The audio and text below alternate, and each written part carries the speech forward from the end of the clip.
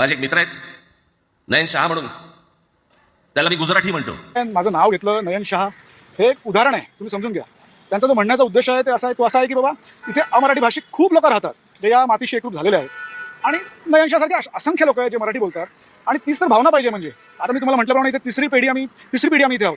माझ्या वडिलांचा जन्म इथे, माझा जन्म इथे, माझ्या आजोबांचा जन्म इथे. मग आम्ही महाराष्ट्रातच आहोत ना. आणि आमचा काय संबंध गुजरातशी? म्हणून काय गुजरात प्रत्येक आमचा काय द्वेष नाही आहे, पण महाराष्ट्राने आम्हाला सगळं दिलं तर महाराष्ट्रात आमचं सगळं आहे. तुमचा विश्वास बसणार नाही इतकं अप्रतिम मराठी तर बोलतोच.